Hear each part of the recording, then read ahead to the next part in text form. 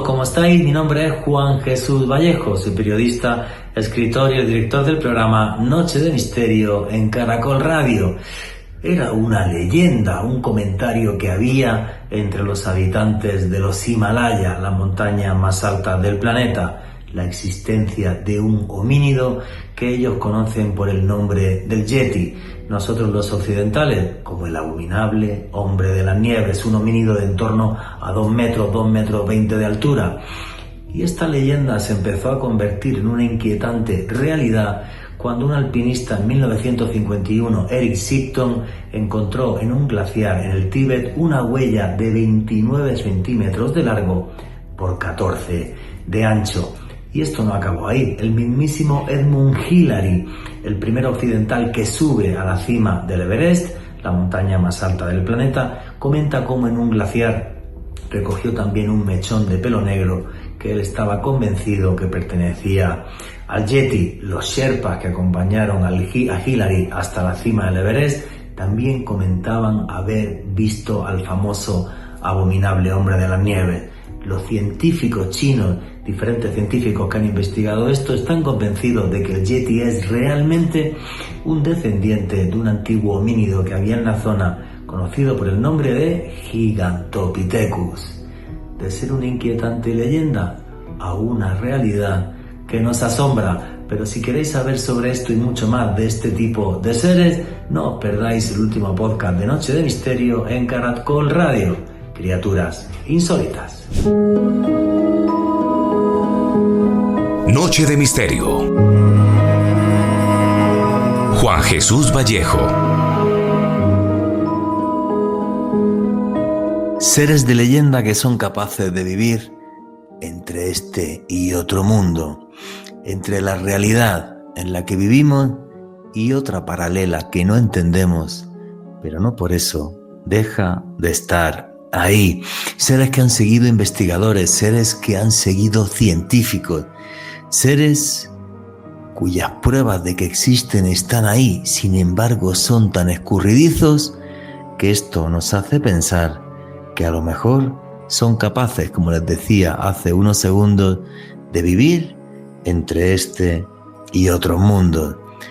No sé ustedes, a mí me encantaría algún día toparme con alguno de ellos. Eso sí, los que son positivos, porque parece que hay seres de luz y seres de sombra. Una de las historias más conocidas a nivel mundial sobre todo esto, por ejemplo, sería la existencia del conocido como abominable hombre de las nieves, conocido por los lugareños, por las personas que habitan el Tíbet, esa cordillera mágica y fabulosa que recorre infinidad de países y cuyas montañas son las más altas del mundo. Lo llaman simple y sencillamente Yeti, y no hablan de él como un ser de oscuridad, como ese hombre abominable que le pusimos los occidentales, sino como un animal que es capaz de vivir en esas cumbres que para nosotros se nos antojan imposibles. Se nos antoja imposible poder subsistir a alturas tan enormes. Y esto es muy curioso, porque en 1951 fue el alpinista Eric Shipton el que fue capaz de fotografiar en una expedición que estaba haciendo en los Himalayas una huella ni más ni menos que de 29 centímetros de longitud por 14 de anchura, en un lugar conocido como el glaciar de Mekong, en la parte tibetana china. Allí este alpinista se encontró con esa huella, pudo fotografiarla y dio la vuelta al mundo. Años más tarde, la persona, el británico que fue capaz de subir al Everest, la primera persona que fue capaz de subir al pico más alto del planeta, a más de 8.000 metros de altura, Edmund Hillary, comentó cómo uno de los Sherpas que subió con él, Sen Tenzing, le comentó tranquilamente que él era una de las muchas personas que había visto al Yeti. Edmund Hillary, el hombre que batió todos los récords y que fue capaz de subir al Everest, comentó cómo él mismo, años después, a 5.800 metros de altura, encontró un mechón de pelo negro que jamás pudo explicar. Y esto es muy curioso y muy extraño, porque, por ejemplo, el alpinista norteamericano Craig Kalonica, en 1998, cuando estaba también haciendo una expedición por el Tíbet, comentó lo siguiente, y se lo leo literal: observé algo negro rasgando o arrastrándose. Me aproximé a unos 30 metros de distancia y comprobé que la criatura permanecía erguida, caminaba como un humano y medía aproximadamente 1,80 metros de altura. Poco después apareció otra criatura más pequeña. No eran humanos, ni tampoco gorilas, osos, cabras o ciervos. Sus brazos eran muy largos y sus manos muy grandes. Esto declaró a la prensa en el año 1998 el alpinista norteamericano Craig Kalonica, que un día, ante su sorpresa, se encontró con lo inexplicable. Y esto, fíjense que es muy curioso, porque por ejemplo el paleontólogo chino Yuan Zheqin comentó cómo estaba convencido de que el Yeti era real, de que tenían que existir varias familias en el Tíbet chino todavía existiendo, y que él pensaba que medían entre 1,80 m hasta 2,15 m de altura. Y hablando de paleontología, es este mismo paleontólogo chino el que investigó un resto, un fósil de un animal que se llama el Gigantopithecus glaki, encontrado este fósil en el año 1953, un fósil del que se desprende que había algún tipo de homínido viviendo en los Himalayas hace ni más ni menos que 300.000 años, y que de este homínido todavía podrían seguir quedando algunos ejemplares vivos. Este fósil, el del Gigantopithecus glaki, era un animal que podía llegar a medir hasta 2,70 metros de altura y pesar 265 kilogramos.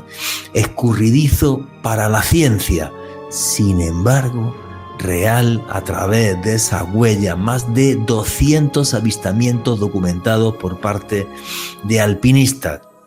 Y además de esos avistamientos, un fósil encontrado en 1953 que nos demostraría que el Yeti, este homínido capaz de vivir a alturas mayores a 5.000 metros, estaría escondiéndose en las montañas, en los picos del Himalaya, de los seres humanos que invaden el terreno donde él vive.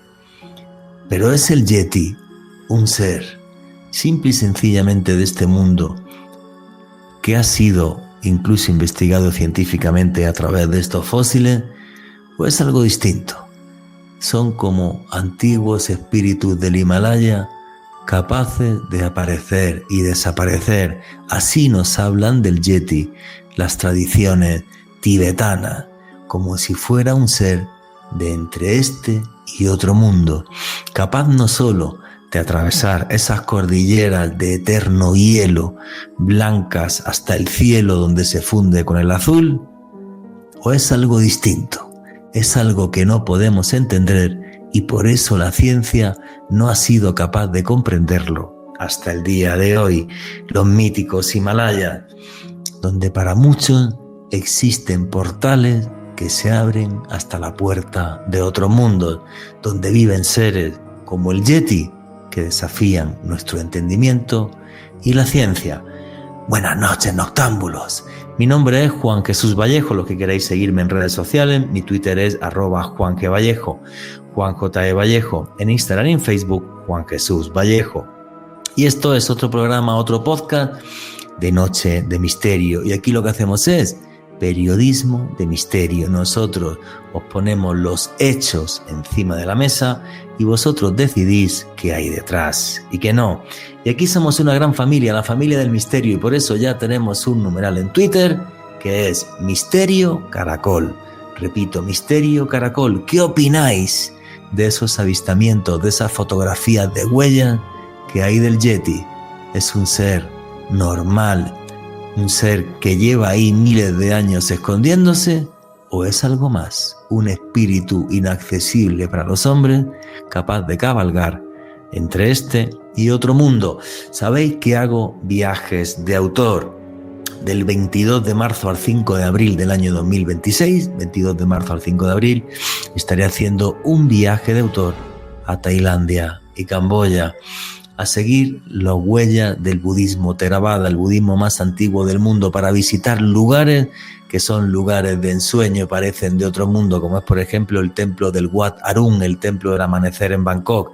Iremos al norte de Tailandia a caminar con elefantes por la selva, a empaparnos de ese espíritu bonachón de un gigante de más de 3.500 kilos, y terminaremos en Camboya viendo los templos de Angkor Wat, el templo en metros cuadrados más grande del mundo, unos templos que reflejan la constelación del dragón y que nos unen con las estrellas, una de las maravillas del mundo actual. Toda la información de ese viaje la tenéis en la página web www.viajesjuanjesusvallejo.com. Repito, en la página web www.viajesjuanjesusvallejo.com. Y arrancamos ya sin más dilación. Alejandro Bernal, amigo, compañero, ¿cómo estás?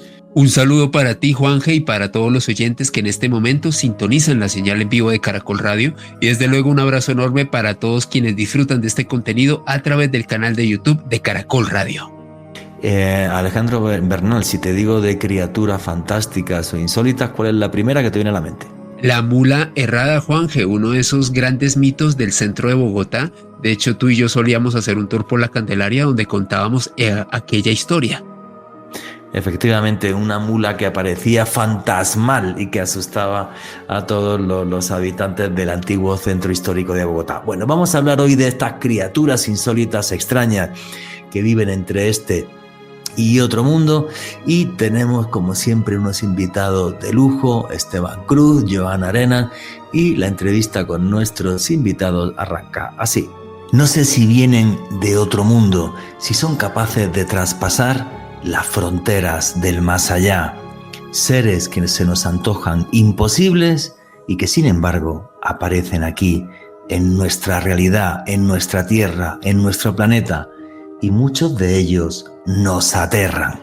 Pero el que sabe un montón de esto, muchísimo más que yo, son un par de amigos que son youtubers, que los conocéis ya porque han aparecido varias veces aquí en Noche de Misterio, y que son la señorita Joana Arenas, que tiene un canal de YouTube que se llama Ventana al Misterio, y el señor Esteban Cruz, que todas las mañanas se levanta y hace un canal de YouTube nuevo, que ya es difícil seguir en la pista, porque tiene un canal buenísimo que se llama Los Audios de Cruz Escribiente, y luego tiene otro canal de YouTube que se llama Historias Paranormales con Cruz Escribiente, que ese tiene ya, Esteban, ¿cuánto? Como 400.000 suscriptores, una cosa así. Vamos llegando a 300.000, casi, ya vamos para allá. Bueno, y en ese podcast también participa Joana Arenas. Y nada, chicos, la primera pregunta creo que es obligada, aparte de cómo va con los canales de YouTube. ¿Por qué le dio al señor Esteban Cruz por investigar este tipo de temas ahora? Porque tus canales de YouTube lo que recoge son muchísimos testimonios desde historias del más allá, gente que ha estado fallecida, personas que hacen espiritismo, cómo es la vida más allá de la vida, fenómeno ovni. Bueno, ha entrevistado también a Alejandro Bernal, aquí a un servidor que el otro día estuvo hablando, por ejemplo, de temas de misterios de Egipto. ¿Y por qué te dio ahora por investigar esto de los seres imposibles?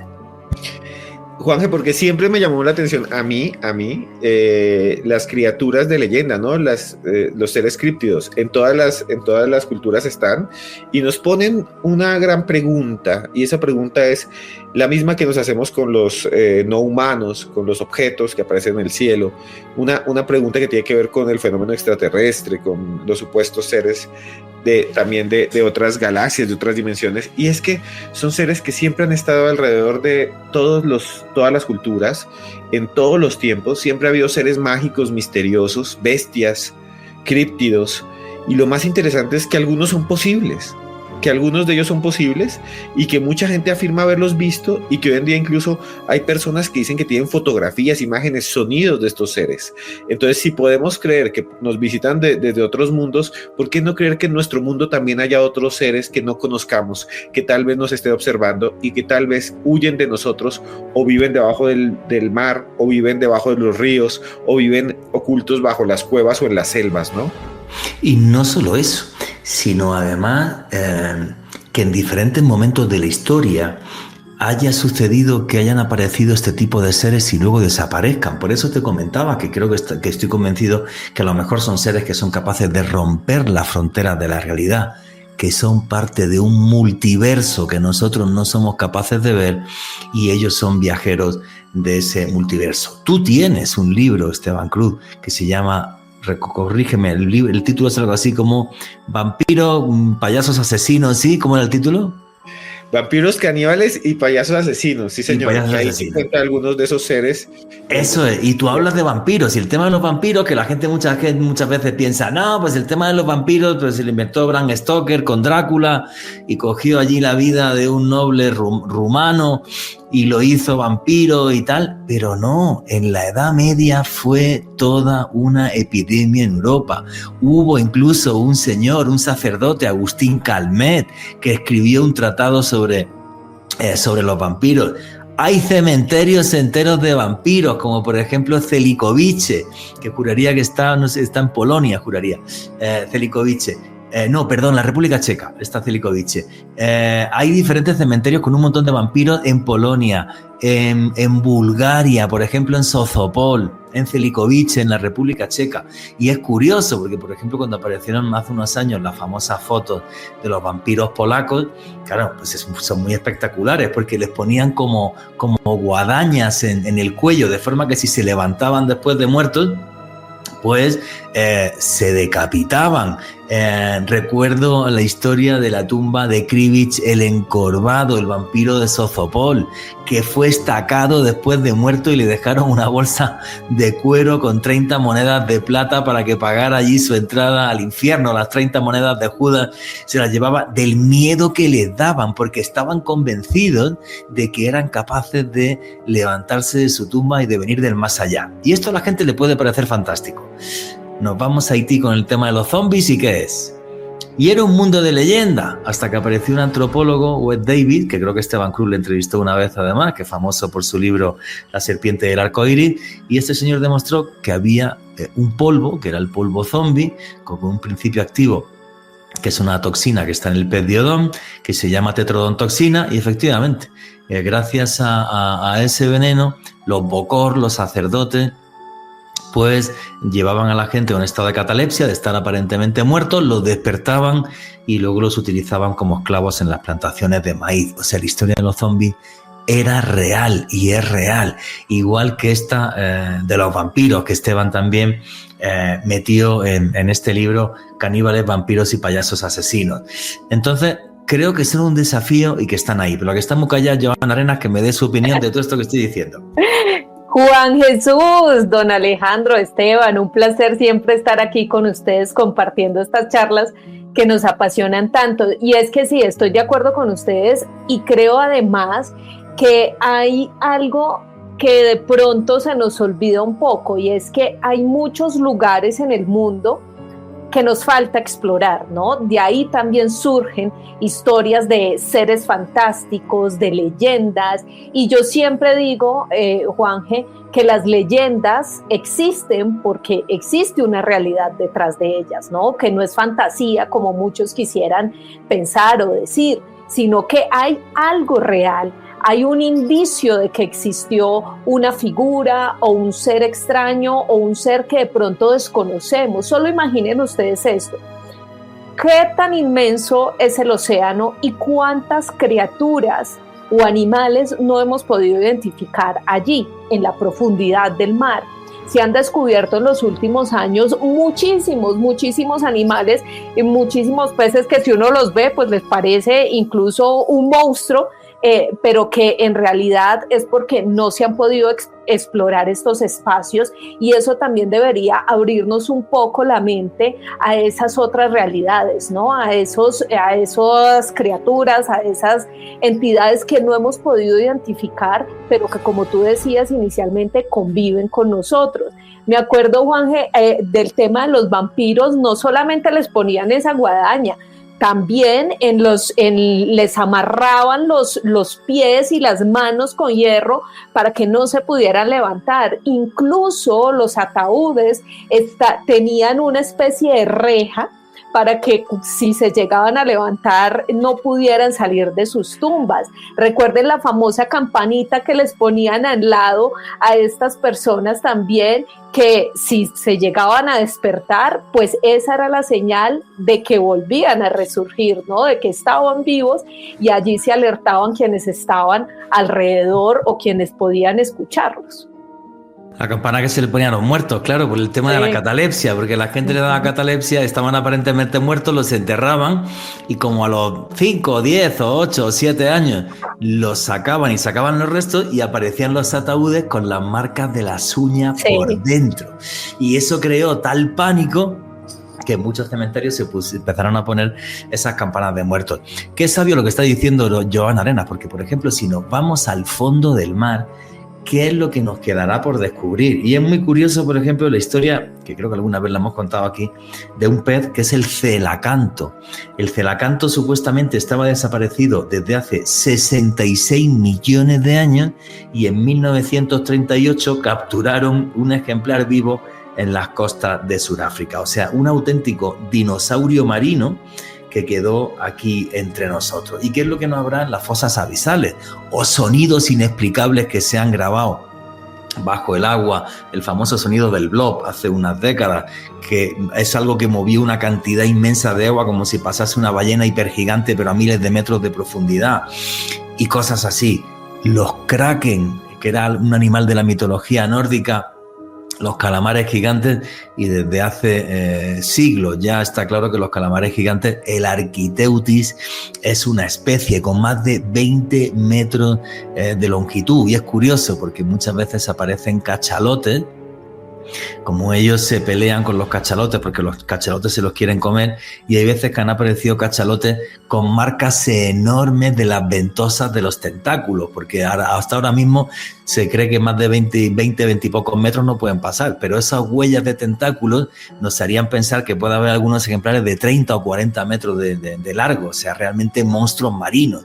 Entonces es todo un desafío para la ciencia y para el conocimiento. Alejandro Bernal quería comentar algo. Sí, Juanje, sobre lo que nos decía hace unos minutos Esteban y Joana, hay que tener en cuenta que nos referimos a seres que estarían conviviendo con nosotros y que desafiarían los límites de la realidad. Y al respecto, hace más de un año, una iniciativa de la Universidad de Harvard llamada The Human Flourishing Program, que aglutinaba una serie de académicos de una de las universidades más importantes del mundo, planteó la hipótesis de los criptoterrestres, seres que estarían habitando con nosotros, como bien lo decía Esteban, en cuevas debajo del mar, o quizás en otras dimensiones, seres que podrían darle una explicación relativamente racional al fenómeno ovni y a las apariciones divinas, como las apariciones de la Virgen, o de seres elementales como los duendes y muchos otros. Así que es muy interesante que ya desde el ámbito académico se está analizando este tema, Juanje. Sí, efectivamente, que podemos decir que puede haber seres que entren desde más allá de la realidad. Hace pocas semanas, por ejemplo, hicimos un programa sobre los famosos Shadow People, sobre la gente sombra. Recuerdo también, por ejemplo, hace muchos años cuando trabajábamos en Luna Blue, ¿os acordáis? Con Esteban y con Joana, hablar sobre los niños de ojos negros, los Becks, que han aparecido en Estados Unidos, y mucha gente quiere decir que estos son leyendas urbanas, pero desde mi punto de vista no, son seres que sí, que a caballo entre la leyenda y la realidad son capaces de romper esta frontera que hay entre este y otros mundos. Oye, vamos a empezar a meternos en algunos de los seres de los que ha estado hablando Esteban Cruz en su canal de YouTube, Los Audios de Cruz Escribiente, y no sé si también el otro que tienes en las historias paranormales. Uno de ellos es los guijes, que están en Cuba. ¿Qué son los Ouijes, Esteban? Los Ouijes, Juanje, son unas criaturas muy extrañas, podrían ser similares a un duende, tienen unas características diferentes, son seres humanoides que para la mayoría de los cubanos de algunas zonas de allí son una realidad. Tienen 2 piernas, 2 brazos, miden más o menos a veces 1,20 m, 1,10 m, están siempre desnudos. Los que los han visto dicen que son seres desnudos, como unos pequeños humanoides, pequeños desnudos, que tienen pelo, como una especie de pelo por todo el cuerpo, que huelen bastante horrible, que huelen hediondo, que huelen como a sudor, almizcle, y que además se dice corren y se mueven entre la noche y casi nadie los ve, y tiene 2 ojos saltones grandes brillantes. Los Ouijes son tan famosos, o fueron tan famosos, que durante la Revolución Cubana, esa revolución donde Fidel Castro y sus amigos, el Che Guevara y demás, estuvieron allá en la Sierra Maestra, decían ellos, los soldados de la Revolución Cubana, que a veces escuchaban o veían esos seres diminutos correr por todas partes. Algunos de los excombatientes de la Revolución decían que habían Ouijes en la montaña de Sierra Maestra, que les escondían las armas, que se metían, incluso que habían encontrado huellitas. ¿Y qué huellitas son las que supuestamente encuentran? Como un piecito con 5 deditos, pero pequeños, no de niño, son como una huella del tamaño de un niño, pero de un adulto y con uñas muy largas, y lo que se percibe es el olor.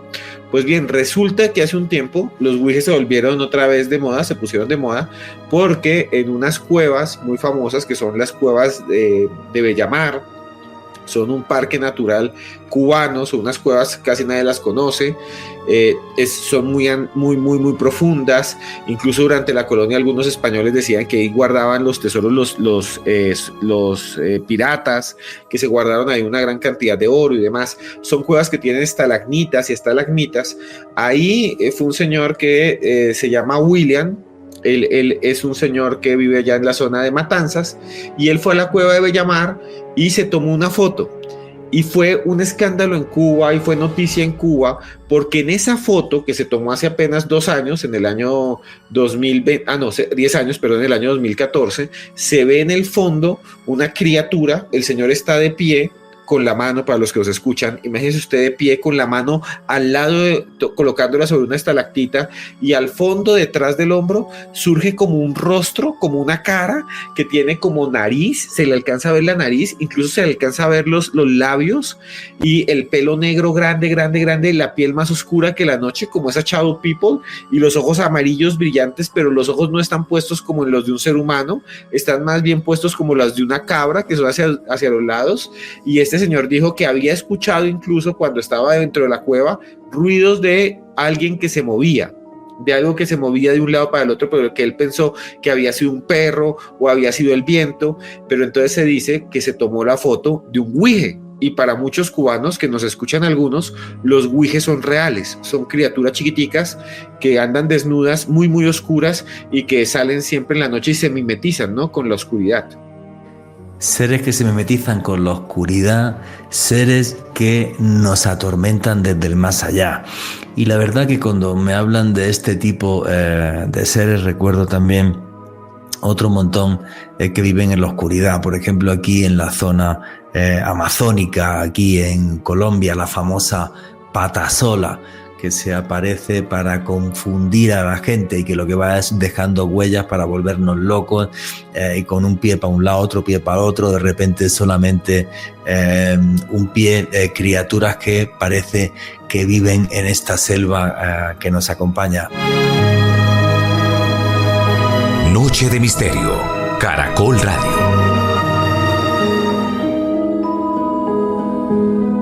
Y aquí seguimos en Noche de Misterio, vuestras preguntas y comentarios a través del numeral Misterio Caracol.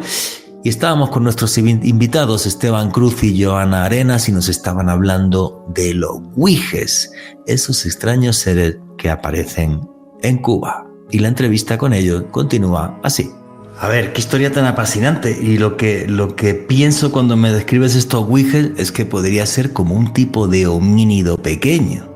O sea, un ser humano simplemente que es más peludo, como fueron nuestros antepasados, los Australopithecus y otros, y que podría vivir en diferentes zonas boscosas de Cuba. y que ha desaparecido o no. Y es que conforme lo estabas contando, me estaba acordando de la historia del hombre de Flores, del hombre de la isla de Flores, que apareció hace unas décadas, restos de seres humanos que medían poco más de 1 metro y que vivieron hasta hace unos 13.000 años, se calcula, de entre 90 a unos 13.000 años. Pero es muy curioso también, porque en Indonesia, en esas islas, aparte de en Flores, hay un montón de leyendas de seres pequeños que se aparecían, incluso exploradores holandeses que se toparon con ellos, el Orang Pendek, el hombre naranja, que también está en las selvas de Indonesia y que han seguido incluso biólogos y que estaban convencidos de su existencia. Entonces, no lo sé, cuando está comentando Esteban Cruz esto de los Wiges en Cuba, me recuerda a esa posibilidad de que sea un tipo de homínido. ¿Qué es lo que opinas tú, Esteban? Sí, y hay 2 cosas, Juanje, que quería apuntar nada más de esto, y es que cuando se mostró la foto por todos los medios, el gobierno cubano intervino. O sea, es de los pocos casos donde la aparición de un críptido hace que un gobierno como el de Cuba, que es bastante autoritario, intervenga. Y lo que hizo es cerrar las cuevas. Las cuevas las clausuraron de inmediato. Pueden buscar las noticias. Apareció, la foto se volvió viral, todo el mundo decía que por fin habían tomado una foto de esta criatura. Cerraron las cuevas y pusieron soldados para que nadie entrara a las cuevas. Eso sucedió en el 2014. Y luego, mediante el diario oficial de Cuba, el diario Granma, uno de los diarios, tal vez el más importante de la Revolución Cubana, el diario Granma, se dijo que la foto era falsa. Pero enseguida muchas personas empezaron a decir, incluso dijeron que algunos ingenieros habían visto la foto y que la habían visto y que en un 70% estaban seguros que era falsa. Pero muchas personas empezaron a decir que era una manipulación del gobierno, porque en esa cueva sí había algo. Y entonces, si fuera falsa, ¿por qué la cerraban? ¿Por qué ponían soldados? ¿Por qué persiguieron, incluso se dice, a algunas personas que estuvieron ahí? Entonces, se dice que el gobierno de Cuba sabe algo, como se dice que saben de las pirámides, pero se intervino y mandaron al ejército a cerrar las cuevas de Bellamar, porque tenían miedo, según ellos, de que se metiera la gente y se perdiera, porque son unas cuevas muy profundas. Pero al mismo tiempo hay otra gente que dice que las cuevas son tan grandes que ahí tal vez haya algo que todavía no conocemos. Qué cosa tan loca. ¿Qué es lo que opinas, Joan Arenas, de una historia como te cuentan algo así? Y es que América es mágica, ¿no? Sí, Juanje, es mágica y estoy de acuerdo con Esteban lo que dice al final, y es que seguramente sí había algo que esconder, si no, entonces ¿por qué cerraron esa cueva? Y me retomo aquí a una historia que nos contaron hace poco al señor Esteban Cruz y a mí, cuando estuvimos en México haciendo el video podcast Historias Paranormales, sobre los famosos chaneques. Y me hace mucha similitud con esa descripción que hacía Esteban, porque también nos decían que eran unos seres muy bajitos. Cuenta qué son los chaneques y en qué contexto están. Son seres supuestamente que están protegiendo todo el tema de los bosques y la naturaleza en México, que son seres muy bajitos, que andan desnudos, que se asemejan a niños y que son demasiado juguetones, ¿no? Pero además, en ese caso que nos comentaba un productor de videopodcast de allá de México, nos decía que además estos chaneques jugaban bastante, ¿no? Eran muy inquietos. Para ellos son una especie de duende que está protegiendo los bosques y además tenían pelo en su cuerpo, ¿no? Muy similar a la descripción que hace Esteban. Entonces es muy interesante ver cómo de alguna manera esas historias o esos seres se van asemejando de un lugar a otro, ¿no? Es una historia que me parece fascinante. Es más, estaba recordando cuando estabas hablando de estos chaneques, que yo no los conocía en México, estaba recordando las historias de los aluches en México, que son duendes de la cultura maya que tú puedes conjurar y que además pueden proteger lugares sagrados, antiguas casas, templos. Y es muy curioso, yo recordaré siempre cuando he estado trabajando en México como periodista y haciendo reportajes, una vez entrevistando a un arqueólogo mexicano, a Tomás Callareta, en el Arco del Apná, en la península de Yucatán, y este señor me dijo, no, aquí nadie excava por las mañanas si no se hace antes una ceremonia de pago a los aluches y tal, porque si no, dice la gente que luego les asustan por la noche, les tiran de los pies en la cama, tiran las cosas, las familias se ponen histéricas, y aquí o se hace un pago o nadie trabaja. Y es curioso, ¿no? Esa mitología, que yo creo que son leyendas que tienen una gran parte de realidad. ¿Y por qué no la brujería maya podía no ser capaz de hacer seres creados a través de la magia y de los conjuros? ¿Y por qué no? Alejandro Bernal quería comentar algo. Sí, Juanje, este guije, que también es conocido como Chichirucú en el contexto cubano, de hecho quedó inmortalizado por una gran escritora cubana, Julia Calzadilla, que de hecho publicó un libro llamado Los Chichirucú del Charco de Jícara, que hacía referencia a este gran mito de los guijes. Y hay un detalle muy interesante, Juanje, Joana, Esteban y oyentes. De acuerdo a esta tradición cubana, se establece que una de las formas de poder atrapar a estos guijes es a través de lo que ellos lo llaman los 12 Juanes. Se necesitarían 12 hombres llamados Juan, quienes a las 12 de la noche podrían cercar y atrapar a uno de estos seres fantásticos denominados como los guijes en Cuba, Juanje.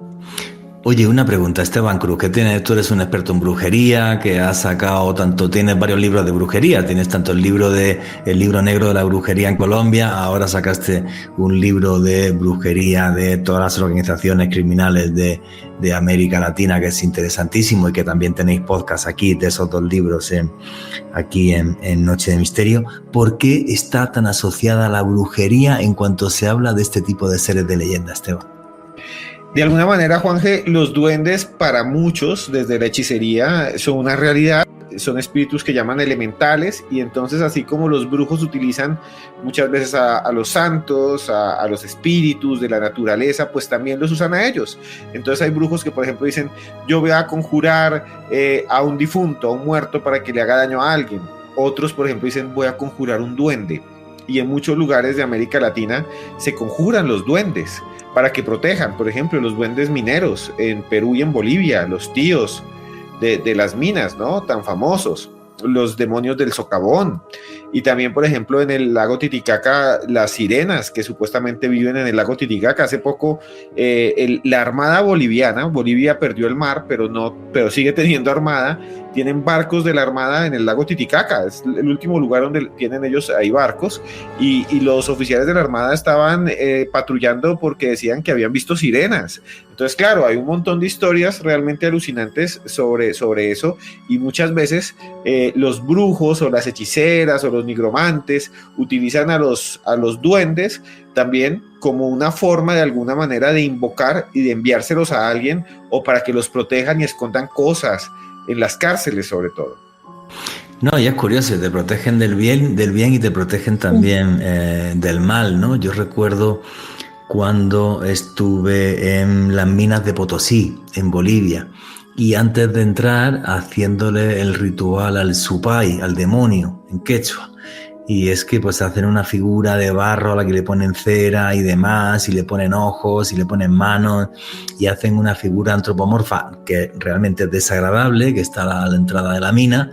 Y entonces todas las mañanas pues mascas hoja de coca, fumas y tomas alcohol, por cierto, alcohol de 96 grados, que cuando le pegué un trago me llegó hasta el tobillo, para hacer el ritual al supay, para coger fuerza al señor del inframundo, que para ellos es real, antes de entrar en esas cuevas que prácticamente sí son un infierno, porque obviamente por el problema de la silicosis son todo cuevas artesanales, y por el problema de la silicosis mueren muchísimos mineros siendo realmente muy, muy jóvenes.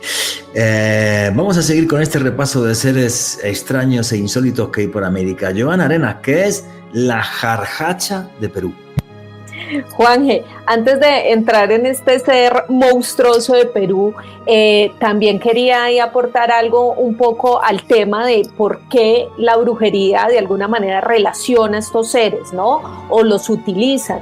Y es que en medio de todas estas prácticas, pues también acogen a estos elementos porque los consideran deidades u espíritus que pueden manipular, acoplar, como tú decías, tanto para bien como para mal. Entonces, a través de todo un ritual, pues los consagran, les solicitan favores o los envían a hacer el mal a otras personas, a cambio, por supuesto, también de dejarle ofrendas o de prometerles alguna tranquilidad a cambio, ¿no? En Colombia, por ejemplo, ya es muy habitual ver el tema de los duendes consagrados en las cárceles a través de ciertos rituales para proteger las celdas, para que les escondan las cosas delictivas que están ahí, como los celulares o la droga, en fin. Y todas estas cosas pues las hacen porque consideran que a través de estas figuras pueden obtener ese espíritu de protección, ¿no? Que esto tiene un espíritu, una deidad que de alguna manera les va a cumplir su cometido. Oye, eso es buenísimo, perdón, antes de entrar en materia. En las cárceles colombianas se hacen rituales para conjurar este tipo de seres del más allá y que protejan a los malos dentro y les protejan todo lo que guardan, todo lo que esconden o todo lo que siguen delinquiendo. Esteban Cruz, en tu último libro, en el ¿cómo se llama tu libro de brujería relacionado con Pablo Escobar y los patrones de la brujería? ¿Encontraste historias así, Esteban? Sí, y ya están registradas allí. Hay unos rituales que se hacen en las cárceles, no solo de Colombia, sino de Ecuador, mucho de Ecuador ahora, y es que cada vez que un preso entra y es creyente de esto, hace una cosa que se llama un ritual de bautismo para traer su propio duende. Los duendes para los presos pueden ser figuras, un muñequito, hagan de cuenta una Barbie duende. Yo vi una Barbie transformada en duende con orejas y todo, un Ken demoníaco, hagan de cuenta también un muñeco repollo así con orejas, y resulta que ellos los bautizan y les ponen nombre. Entonces son nombres que, digamos, según ellos llegan en los sueños. Los presos dicen: quiero tener mi duende para que me ayude a esconder las sustancias. Quiero tener mi duende para que no me encuentren mis dagas. Quiero tener mi duende para que cuando vengan a revisar no vean las cosas que escondo, porque el duende supuestamente les ayuda. Entonces ellos dicen que en los sueños se les presentan y les dicen su nombre, o que los escuchan, o que susurran. Y entonces él coge ese muñeco, lo bautiza, le pone el nombre que él le llegó en sueños, o que él escuchó, o que él siente, y adentro de ese muñeco vive el duende, que realmente sería un ser invisible. Incluso a veces es un dibujo en la pared, lo dibujan y lo bautizan y le dicen: te vas a llamar Azrael, te vas a llamar Gustavín, te vas a llamar, tienen nombres así raros, y esos duendes en teoría, y tienen nombres rarísimos. Yo alguna vez un preso me dijo que se llamaba Oxímoron 2318, una cosa así, unos nombres muy raros, porque la gente dice que le llegan a la cabeza y que el mundo de los duendes no es de este mundo, y entonces ellos después lo tienen que alimentar. ¿Y cómo lo alimentan? Si es un duende, digamos, que quieren para las sustancias, les dan sustancias. Es como: tome al duende, le dan un pedacito de la sustancia, así como aspire, y entonces ahí está.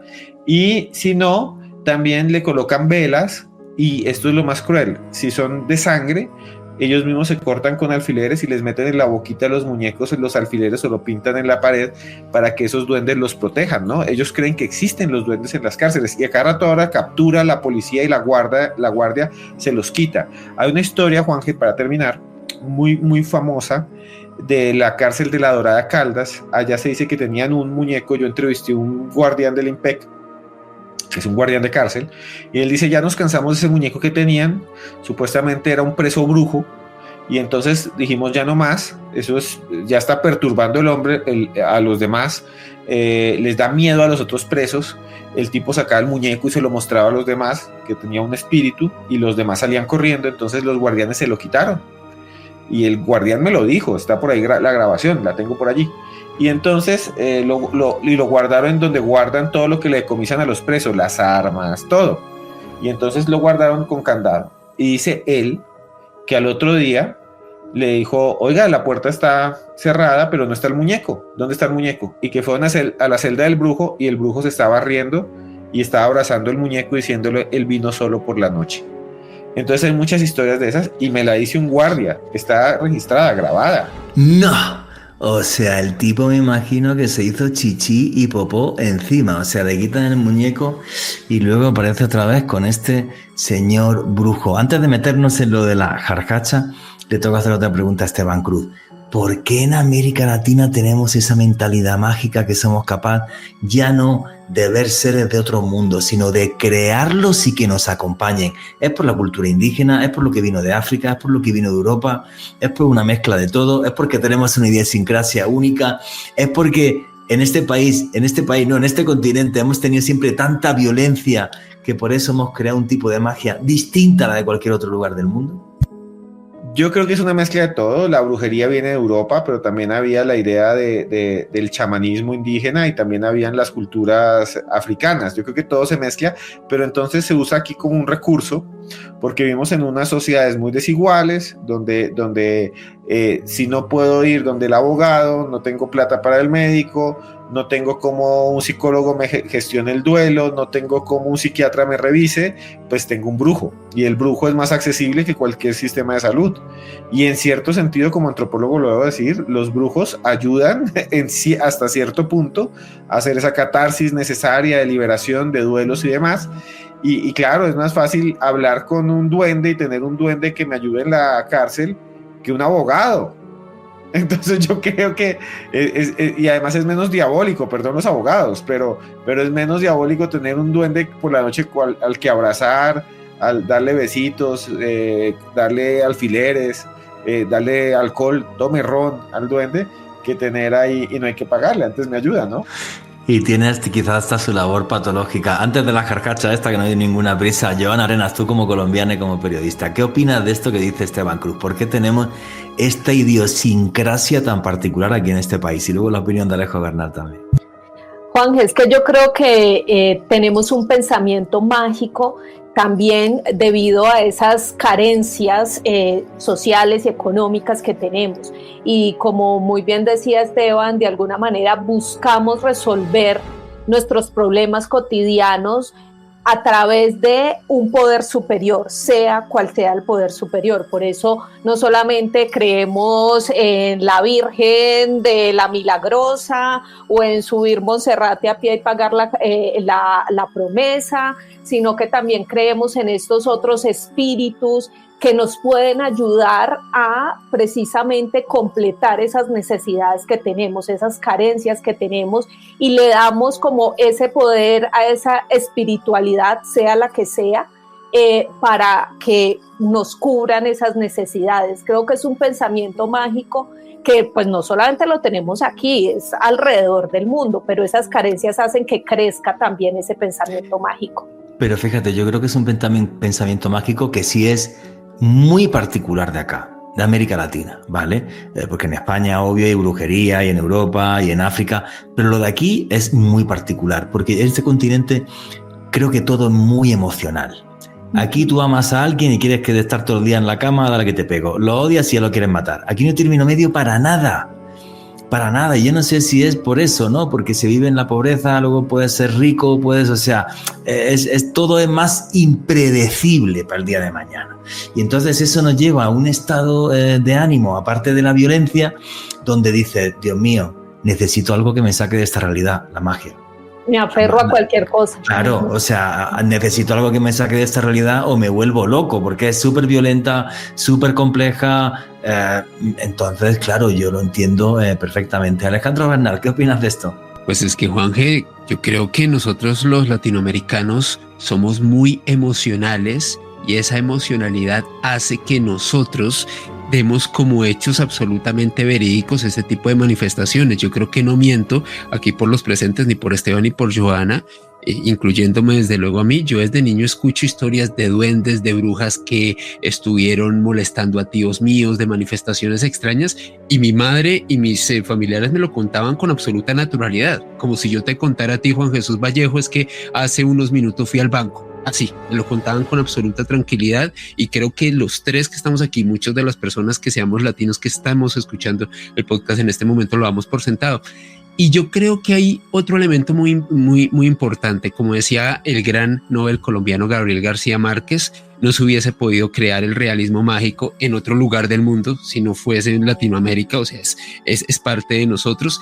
Y Guillermo del Toro, este gran director de cine mexicano, quien a propósito hizo una de mis películas favoritas de la historia, El laberinto del fauno, a propósito ambientada en la Guerra Civil Española, una obra de arte maravillosa. Y siempre que a Del Toro le preguntaban sobre esos elementos mágicos que le incorpora habitualmente en sus obras, él decía, no, es que para mí es real. Y de hecho era muy loco ese choque cultural, Juanje, porque muchos periodistas o de tu continente o norteamericanos, cuando le preguntaban, por ejemplo, por el fauno, ¿usted cree que el fauno fue real en la Guerra Civil Española? Y dice, sí, es que para mí fue real. Y yo lo muestro en la película porque es parte de mi realidad, de mi cultura, de mi idiosincrasia. Entonces creo que hace parte de todos esos elementos, Juanje. Y sí creo una cosa, cuando miles o millones de personas piensan en una cosa con mucha fuerza, esa cosa acaba tomando vida, como el tema de los famosos tulpas de los monjes tibetanos, que se ponen un grupo de monjes tibetanos a rezar y en meditación profunda y son capaces de crear un ser que viene, cuyo digamos esencia viene del más allá y hace una serie de cosas y luego desaparece. O sea, porque lo de este continente, yo como europeo te lo digo, porque claro, yo cuando venía aquí a trabajar me pegaba 3 meses y me iba, pero ahora que llevo aquí 11 años, todo es distinto. Y esto es muy curioso. Mira, estos días estuve haciendo unas pruebas médicas de un hospital así muy conocido de Bogotá. Y claro, pues, ¿usted a qué se dedica y qué hace? No, mire usted, pues yo hago esto. Ah, que hablas de ovnis y tal, no sé qué. Bien, muy bonito, los médicos todos súper top de aquí de Colombia. Y de repente, no, y del tema de la brujería, ¿usted qué opina? Y a los médicos les cambia la cara en un segundo. Mucha ciencia, los ovnis me dan igual y no sé qué. No, brujería no, de eso no, ni me hable. Ya todos se presignan, se tocan la cruz y tal. O sea, permea absolutamente todas las capas de la sociedad, igual que vayas al obispo, al presidente del gobierno o al empresario de más plata de este país. O sea, es absolutamente todo el mundo. Y eso la verdad que, no sé, a mí tengo que reconocer que me gusta, ¿no? Me parece muy atractivo, me parece muy exótico. Para mí sigue siendo como muy, muy exótico. Bueno, Joana Arenas, ahora sí, la jarjacha de Perú. ¿Quién era esta señora o esto o lo que sea? Y luego en el siguiente bloque nos va a hablar Joana Arenas de esta jarjacha de Perú. Pero efectivamente, lo que estaba comentando, ¿no? Que me parece muy, muy curioso. La creencia que hay en la brujería en este continente y cómo esa brujería también permite que estos seres imposibles aparezcan debido a conjuros y demás, y cómo se pueden combatir con conjuros, creo que es parte de la idiosincrasia de todo este continente y me parece algo realmente fabuloso. Alejandro Bernal, la brujería es parte de la historia de toda Latinoamérica, ¿cierto? Es que, Juanje, desde que naces hasta que te vas de este plano en Latinoamérica, la magia, la brujería y estos seres míticos hacen parte de nuestra cultura, de nuestra idiosincrasia, de nuestro diario vivir. Es algo que damos por sentado, es un elemento más de nuestra raza y de nuestra sociedad. Y qué bien lo reflejó el genial Gabriel García Márquez en su libro Un universo mágico en el que se vive aquí en Latinoamérica.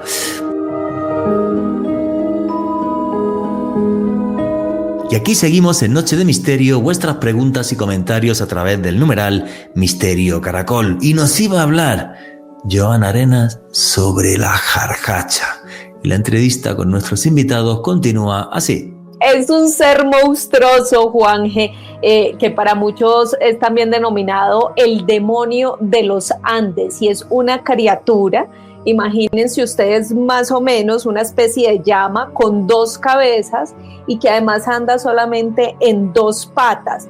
Muchos también aseguran que es un ser que es mitad hombre, mitad llama, pero es un ser que ha causado causó muchísimo revuelo, sobre todo en la época colonial y en partes específicas como por ejemplo en Huancayo, que es como el centro de Perú.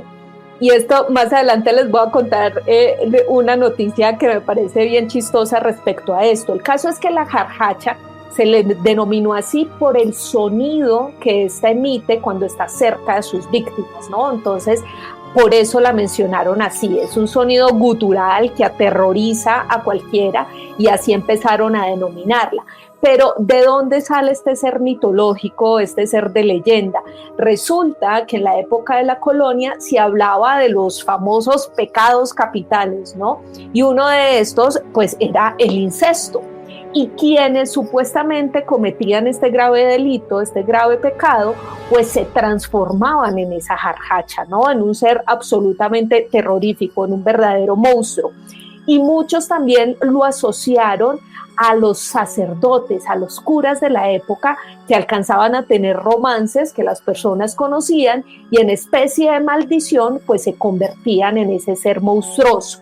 Alrededor de esto pues se crearon muchísimas leyendas, sobre todo en los campos o en los pueblos alejados de Perú, en donde aseguraban que en las noches, en las madrugadas, se podía ver esa jarjacha, que la podían escuchar a lo lejos y la gente salía despavorida a esconderse de esa criatura para evitar tener un encuentro directo con ellas, porque quienes la veían podían llegar a ser hipnotizados con esa mirada aterradora.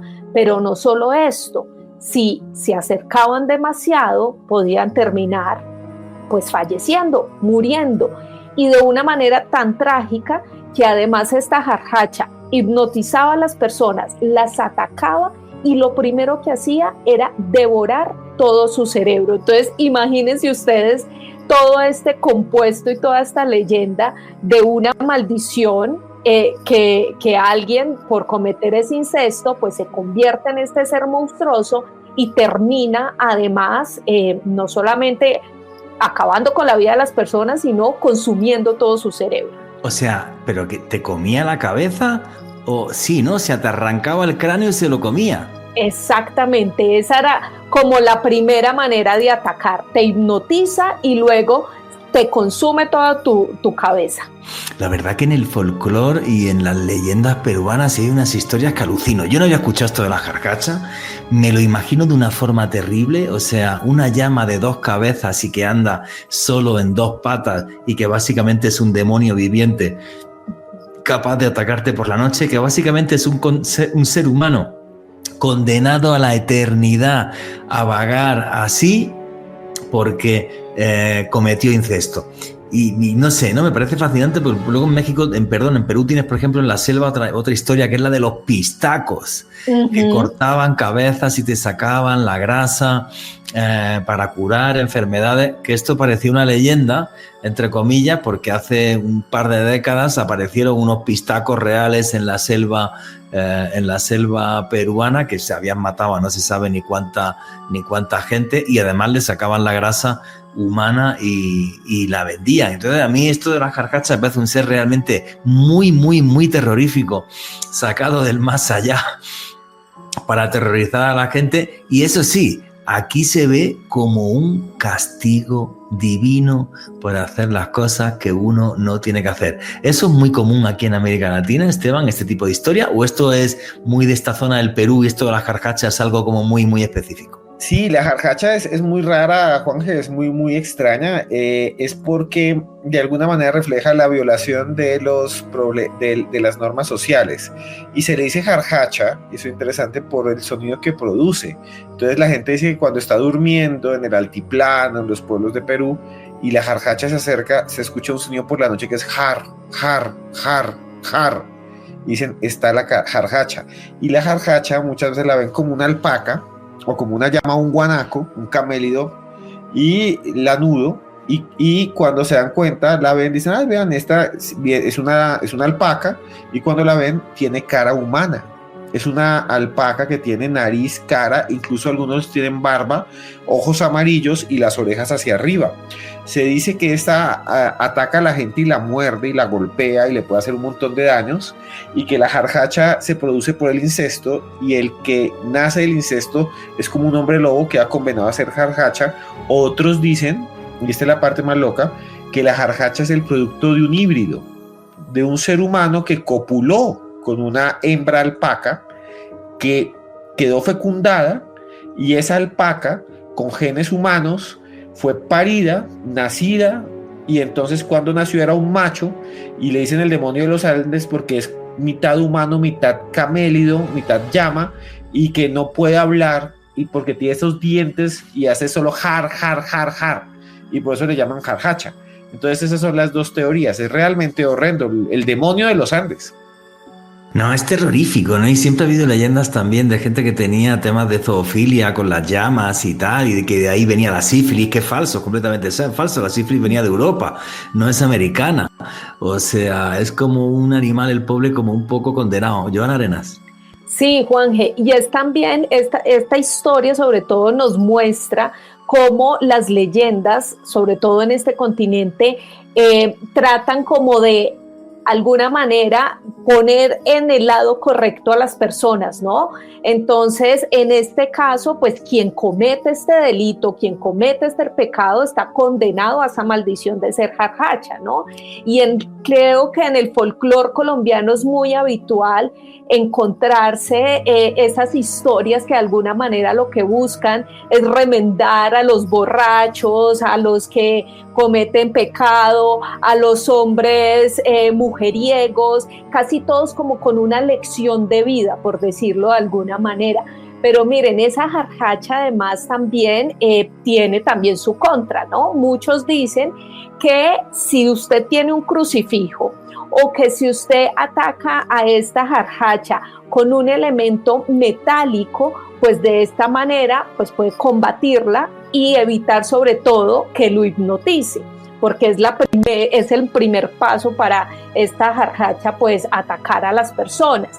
Pero además, algo que me pareció muy curioso, las personas en el campo peruano mantienen una especie de espejo pequeño, de espejo personal, porque ellos dicen que cuando escuchan el sonido de la jarjacha, la mejor manera de atacar a ese monstruo de los Andes es mostrarle el espejo para que su figura se refleje y de esa manera ese monstruo recuerda su maldición, recuerda que por haber cometido incesto ahora es un monstruo realmente terrorífico y que con eso sale espantado. Calculen esa historia. No, pero eso sí me parece brutal. Yo pensaba que me ibas a decir, no, le enseñas un crucifijo y ante el poder de Dios y de tal. No, o sea, le pones un espejo y entonces ve lo oscuro de su alma porque cometió incesto o porque tuvo relaciones con una llama y tal, y entonces sale corriendo despavorida de ver lo terrible y lo mezquino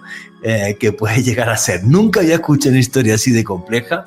La verdad que el mundo andino me fascina. El año que viene, si Dios quiere, espero volver a Perú y Bolivia en un viaje de autor y realmente la cantidad de leyendas y de historias que hay en los Andes es magnífico.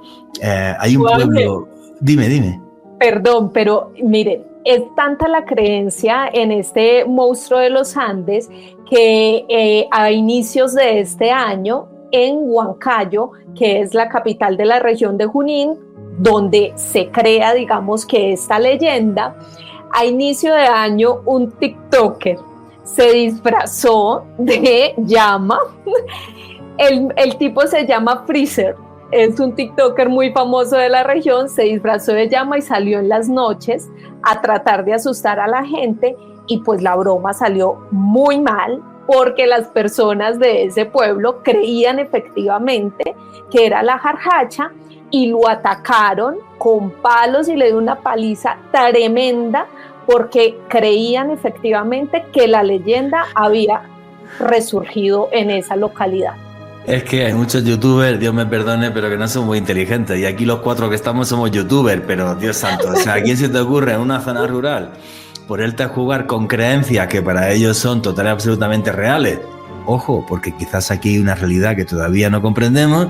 Pues claro, se llevó un montón de palos, con perdón, muy bien dados, ¿vale? O sea, por listo, por ir a asustar a la gente y fastidiarle su tranquilidad nocturna. O sea, que no me parece absolutamente nada mal. Me parece una historia fascinante. Y efectivamente, aquí en América Latina hay muchísimas historias también y leyendas que lo que quieren es que los borrachos, que los jugadores, que los mujeriegos cambien de vida, ¿no? Y en torno a eso hay toda una serie de seres fantásticos. Luego que nos cuenta Alejandro Bernal la historia de la mula errada que hay aquí, por ejemplo, en el centro de Bogotá, que me parece fascinante.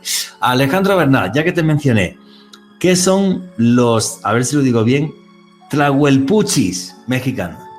Claro que sí, Juanje, son conocidas como las terribles vampiras de Tlaxaca en México, mujeres que se alimentarían de la sangre de bebés recién nacidos para saciar su poder, para poder tener una serie de poderes que le permitirían convertirse en animales y mimetizarse en medio de la noche.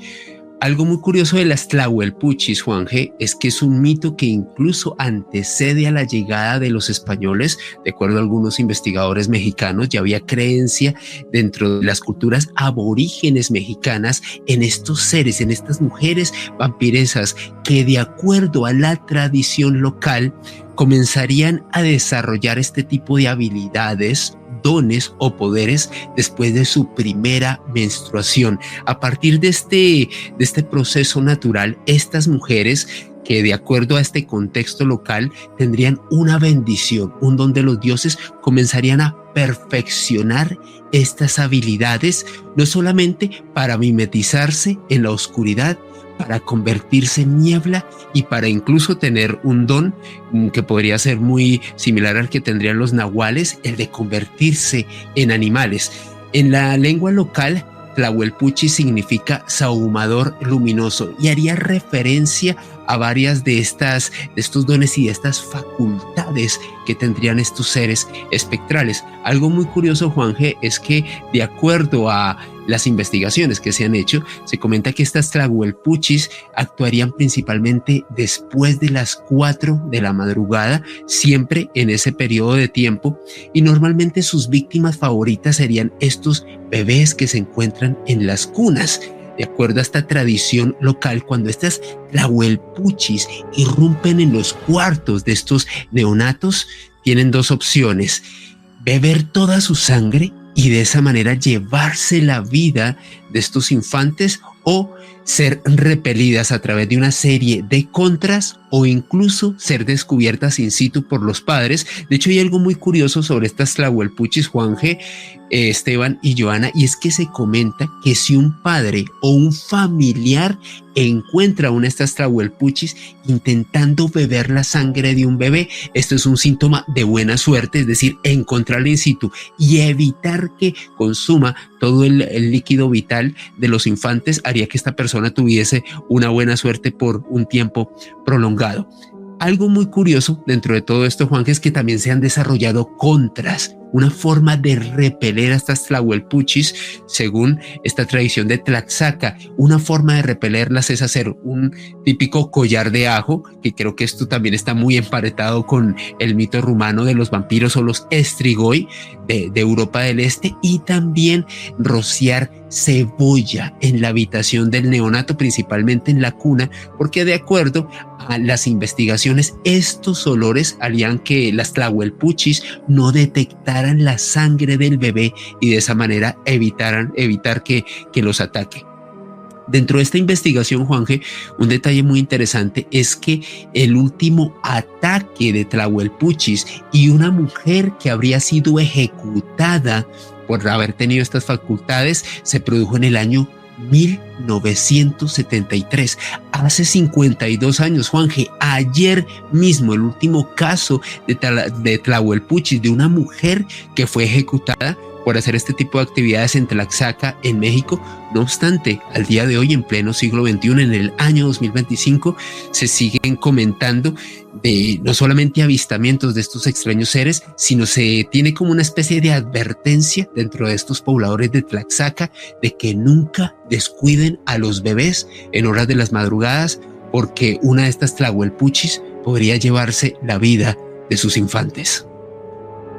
No, pero algo realmente terrorífico, o sea, son realmente mujeres que son vampiros, pero yo entiendo que llegan a ser vampiros porque son versadas en las artes oscuras, o sea, no nacen así, sino que es la brujería la que les da ese poder, ¿es así? Sí, Juanje, desarrollarían esos dones. Según lo que se comenta en ese contexto de las tlahuelpuchis, serían mujeres quienes tendrían esas capacidades muy especiales, quienes al adentrarse en las artes oscuras y luego de su primera menstruación ya sea a través de un mentor o de adentrarse en ese tipo de conocimiento hermético, podrían desarrollar esas habilidades, pero tienen como un componente de don muy específico que desde luego tiene que ser potenciado y perfeccionado de acuerdo a este contexto en Tlaxcala, México. Oye, Esteban Cruz, yo creo que esto solo podía suceder en México, ¿no? No sé si porque las culturas del altiplano mexicano en la antigüedad tenían un montón de ritos de sangre en torno al dios Michantecuhtli y otros. Juraría, por ejemplo, que los aztecas tenían 13 fiestas en las que había sacrificios al año. O sea, ¿lo ves esto como algo muy de esa cultura ancestral mexicana donde los cultos de sangre se veían con normalidad o no? ¿O esto es distinto? Yo creo, Juanje, que es parte de una tradición ancestral y es algo que para mí es enigmático como comenzamos este programa, porque hablamos de los vampiros en Rumania, de los vampiros, y ellas son mujeres vampiro, y lo más demente es que existen documentos oficiales de las instituciones de gobierno de México, donde aparecen que en Tlaxcala no solo fue ejecutada una mujer, porque dijeron que era una Tlahuelpuchi. Para mí yo creo que eso es una bestialidad, que ejecuten a alguien por eso, pero aparecen una lista oficial del Registro de México de niños que supuestamente fallecieron por ataques de Tlahuelpuchis con nombres y con la fecha en que fueron atacados, y lo más demente es que dice, escrito de puño del registrador, dice, murió por mascamiento de Tlahuelpuchis, porque se lo mascaron, dice así. Esos textos son oficiales del gobierno de México. Ahora, no lejos, también hay otra mujer vampiro muy famosa en Honduras. En Honduras hay una criatura que se llama la chorca. La chorca, para los hondureños, es real. Y es una mujer lechuza que vuela por las noches, se coloca encima de las casas donde hay bebés, y de la boca le sale como una especie de antena, como una especie de lengua, como un pitillo de carne, y ese pitillo tienes que como 5 o 6 metros. Ella se acuesta encima de los techos, según los hondureños, la chorca, le sale esa trompita y llega directo a la cabeza del bebé y sorbe la sangre y pues se va volando. Dicen incluso que hay, si ustedes buscan en YouTube y en TikTok, hay gente que dice, yo vi a la chorca, yo espanté la chorca, yo fui atacado por la chorca. Por ahí hay gente en Honduras que tiene marcas en la cabeza, dice que fueron atacados por la chorca. Entonces sí hay una constante de vampiros, no solo en Rumania, sino también en América Latina, ¿no? Oye, eso me parece fascinante. O sea, yo no conocía la historia de la Tlahuelpuchi y además estaba mirando ahí, efectivamente, parece que ajusticiaron a una mujer en 1973. No hay más datos, porque me imagino que eso fue un linchamiento, se la cargaron y ya. Lo de la chorca no lo conocía. Y fíjate, aunque yo lo relacionase con el tema de los cultos a la sangre de los antiguos dioses del altiplano mexicano, pero realmente también no, es un tema de brujería y vampirismo como se vivió en Europa y en otras zonas del mundo. Joana Arenas, ¿te gustaría encontrarte con la Tlahuelpuchi o no? No, gracias, qué gentil. No, pero sí, es una mezcla ahí bien interesante, Juan G., precisamente de esa transformación a través de la brujería, ¿no? Cómo a través de ciertos rituales de brujería se pueden transformar en estos seres que succionan el líquido vital de otros, ¿no? Incluso muchos, en algunos textos se dice que no eran mujeres, sino hombres que podían cambiar su aspecto y convertirse precisamente en esas mujeres vampiresas. No, qué historia tan loca. Yo no lo conocía, me parece realmente fascinante porque es una mezcla entre brujería y vampirismo. Porque el vampiro, si tú lo analizas en Rumanía, el Strigoi es alguien que efectivamente hizo cosas malas en su vida y entonces después de muerto te atormentan los sueños y te succiona la energía. Es más bien un vampiro energético. En cambio, en América Latina tiene una versión 2.0, porque aquí te chupa la sangre, pero que te chupa la sangre. Es que en este continente no podía ser menos, aquí no lo gana nadie.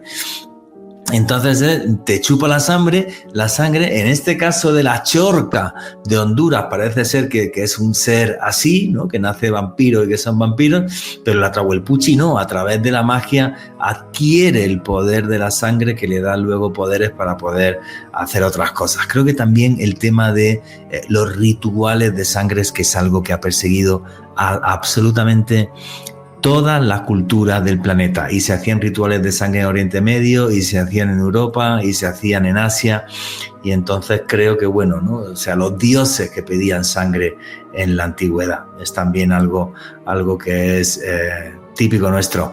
Esteban Cruz, antes pedían sangre, ahora no, ahora ya con la violencia que tenemos ya nos vale, ¿no? Efectivamente, seres que pedían sangre en la antigüedad, los vampiros. Por ejemplo, también los rituales que se hacían de sangre al antiguo dios Baal en Oriente Medio, rituales que eran terribles, ya que, por ejemplo, los textos romanos cuentan cómo mujeres danzaban bañándose en sangre con manos anudadas de las personas que habían sacrificado. La crueldad humana no tiene límite cuando se mete en la oscuridad. Y es algo que la verdad me aterra. Por eso sí que creo que existen estos seres del más allá, repletos de tinieblas. Y aquí seguimos en Noche de Misterio, vuestras preguntas y comentarios a través del numeral Misterio Caracol. Y nos estaban hablando nuestros invitados de estos seres del más allá que piden sangre. Y la entrevista con ellos continúa así. Esa obsesión por el poder de la sangre. Sí, y la chorca también es una bruja, es una mujer lechuza. Aquí la brujería se mezcla con los vampiros nuestros son vampiros brujos, y tienen que ver con eso, con seres que invocan poderes de la oscuridad para hacerle daño a alguien, ¿no? Entonces sí, aparece la chorca y aparecen otros seres, pero vuelvo a decir, ese privilegio de la sangre, esa fascinación por la sangre, estas criaturas que aparecen en muchos lugares del mundo también están acá, y están aquí en México, están aquí en el altiplano boliviano, están también en Honduras con una mujer que se vuelve una lechuza y se coloca encima de las casas y succiona como si fuera un pitillo de carne que sale de su boca a sus víctimas desde la cabeza, desde la fontanela, ¿no? De los vampiros que he escuchado en mi vida, con diferencia, la chorca es la que me parece más desagradable. Aunque la Trahuelpuchi, esto de mascamiento de bebés, como aparecen en esos escritos judiciales, también da bastante miedito. Cuando estuve hablando con Esteban Cruz para hacer este programa y me mandó historias que yo, la verdad, no las conocía, y dije, hoy hay que hacer un podcast de esto, me mandó una que esta sí me dejó loco. Porque cuando me empieza a mandar Esteban temas y tal, y veo los indios blancos del Darién, y digo, ¿los indios blancos de dónde? ¿Del Darién? Digo, hice una expedición al Darién hace 20 años, hoy día una selva en la frontera entre Colombia y Panamá, pero bueno, el Darién digamos que es panameño.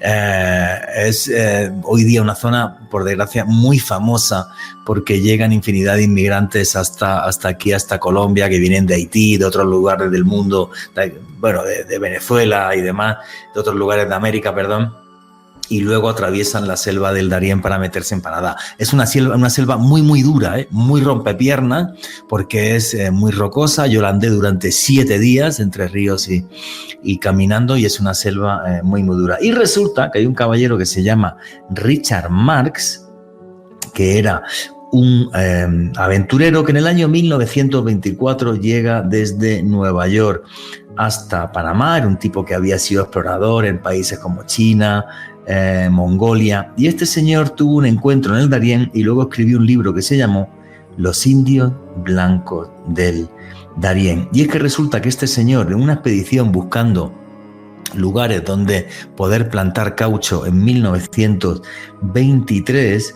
llegó hasta un lugar que se llama Yavisa, y allí dice que vio 3 muchachas indígenas, no solamente de piel blanca, sino que tenían el pelo dorado y largo.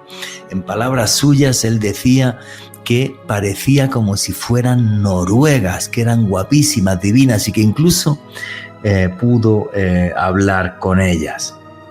El caso es que este señor luego hizo más expediciones al Darién, que él hablaba del Darién como un lugar mágico, realmente es hermosísimo. Yo que he estado allí, es una selva primaria con árboles de más de 30 metros, muy, muy espectacular. Repito, muy rompepiernas y muy dura, tan dura que cuento solamente una anécdota. En los últimos días de expedición, cuando nos metimos ya, nosotros íbamos hasta la estación abandonada de avistamiento del águila arpía. En el Darién está el águila más grande del mundo, el águila arpía. ¿Cómo sería la vegetación, la selva y los caminos? Yo nunca he visto eso en mis expediciones cuando yo era aventurero y joven. Ya no soy capaz de... Ando 2 días por el Darién y ya me he muerto. Se nos reventaron las mochilas que iban amarradas a los caballos de la fricción con las ramas. Y tuvimos que envolver todo el equipo fotográfico y fílmico con cinta americana en bultos para que no se rompiera más. O sea, yo eso es algo que no he visto en mi vida.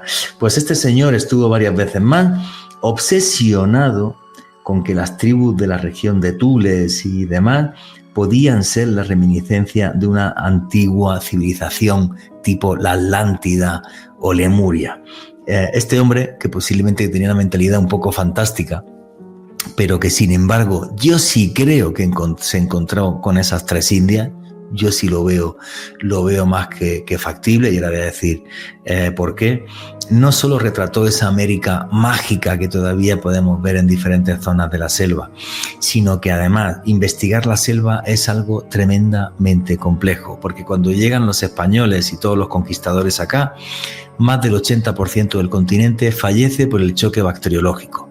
Fray Gaspar de Carvajal, el cronista de la expedición de Francisco de Orellana, la primera vez que unos europeos recorren el río Amazonas, comentó que había ciudades en las costas del río Amazonas, en las riberas del río Amazonas. Y los arqueólogos pensaron que esto era imposible hasta hace como 30 años, que empezaron a descubrir restos, obviamente, de esas ciudades. Aparecen en Brasil esos restos de ciudades cuando se ha quitado la vegetación, por desgracia, por la deforestación para la ganadería. Se han encontrado restos de esa civilización, un ópar que me parece maravilloso, algo fuera de tiempo, que es la Terra Preta. Y entonces la Terra Preta, que es una tierra que no necesita que haya abono para que todos los años sea fértil. O sea, esto acabaría con uno de los problemas también, por ejemplo, del cambio climático, si pudiéramos recuperar ese tipo de tierra. Entonces, que hubiera esas 3 niñas, que bien hubieran sido o un pequeño grupo indígena que tuviera que ver con europeos que llegaron hace siglos, como por ejemplo los vikingos descubrieron 500 años América antes que Colón, y las ruinas de Lanson Meadows en Canadá son patrimonio de la humanidad por la UNESCO. O sea, no hay duda alguna de que se establecieron en la península del Labrador, en concreto Leif Erikson, hace 1000 años, 500 años antes de que llegara Colón. Los vikingos estaban en Canadá. ¿Por qué no un pequeño grupo de esos vikingos pudo ir bajando por el continente y establecerse en una zona de selva y mezclarse con los indígenas de la zona? Eso creo que es una posibilidad importante. Otra, también incluso que españoles o que otros que llegaran y tal se metieran en la selva y se mezclaran con los indígenas y crearan pequeños grupos. La historia, por ejemplo, de Gonzalo Guerrero, del arcabucero español, que es el creador del mestizaje en América, que fue esclavo de los mayas y acabó siendo un cacique maya enfrentado a los españoles. O sea, creo que hay 1000 posibilidades cuando hablamos de América y de las selvas que todavía están por explorar. Y selvas inexploradas. Aquí en Colombia tenemos ni más ni menos que el Parque Nacional de Chiribiquete, la extensión de terreno inexplorada más grande del mundo. Y como tenemos un antropólogo historiador aquí, que es Esteban Cruz, ¿qué opinas de estos indios blancos del Darién? ¿Y qué posibilidades hay de que fueran reales? Quizás a día de hoy ya no existan. Hay 2 teorías, Juanje, hay 2 teorías muy, muy conocidas, que es la primera, sí los encontraron, incluso hay una foto, pero son personas con albinismo, serían indígenas de la zona del Darién que sufrirían de ese problema que no genera, digamos, un problema genético en el que el cuerpo de las personas no generan melanina, no se puede pigmentar, entonces el cabello, las pestañas, pues no tienen color negro, sino es blanco, y se dice que era un grupo de mujeres indígenas que tenían albinismo, que sufrían albinismo. Y otros dicen lo que usted decía, Juan Jesús, hay no solo pruebas de que los vikingos estuvieron en América, ruinas, sino también hay objetos extraños. Por ejemplo, una cabeza, creería yo, romana, que se encontró en la mitad de una pirámide azteca y que todavía no se explica. Y también hay unas leyendas de que los fenicios pudieron con sus barcos, tenían la tecnología para llegar a América. Y hay gente que dice que los fenicios estuvieron aquí.